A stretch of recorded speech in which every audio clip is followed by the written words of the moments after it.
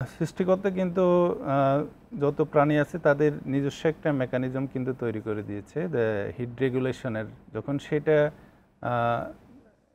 একদম threshold level থেকে যখন ক্রস করে যায় তখন হলো অ্যানিমেলগুলার বিভিন্ন রকমের কষ্টগুলো তৈরি হয়। তো আমরা যেটা পাচ্ছি এখন অ্যানিমেল মেইনলি যেটা হয় যে খুব বেশি পেন্টিং করা, তারপরে অ্যানিমেলের খাওয়া দাওয়া কমে যাওয়া। আচ্ছা। তারপর অনেক সময় যেটা সিভিয়ারলি আকারে, এটা যদিও মানুষ এখন অনেক সচেতন সে কারণে হয়তো খুব বেশি দেখা যায় না, সেটা হলো অনেক সময় বিভিন্ন অর্গান ফেলিওর। সেটার দুই একটা কেস যেমন হিট স্ট্রোক একটা গুরুত্বপূর্ণ।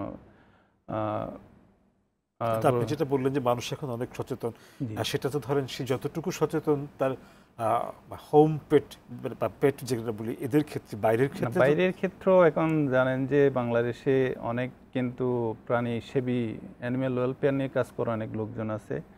তাদের নিজস্ব পেজে বিভিন্ন সার্কুলেট করে, এবং আপনি হয়তো অনেক জায়গায় নোটিশও করেছেন বিভিন্ন ছায়াযুক্ত স্থানে পানি রাখার জন্য ব্যবস্থা রাখার জন্য বলা হয়েছে।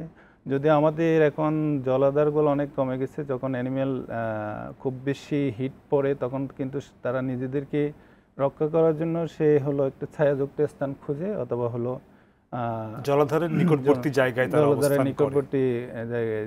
যেহেতু ওই জায়গাগুলোতে কম, আমাদের পক্ষ থেকে এবং অ্যানিম্যাল ওয়েলফেয়ার নিয়ে যারা কাজ করে তারা এই বিষয়গুলো নিয়ে দীর্ঘদিন যখন থেকে হিট পিরিয়ডটা শুরু হয়েছে তখন থেকে কাজ করে যাচ্ছে, এবং অনেক জায়গায় সেটা অ্যাক্টিভও হচ্ছে। বিভিন্ন ছায়াযুক্ত স্থানে গাছের পাশে পানির পাত্র রেখে দেওয়া, যাতে অ্যানিমেলগুলো সেখানে গিয়ে পানি খেতে পারে আর কি।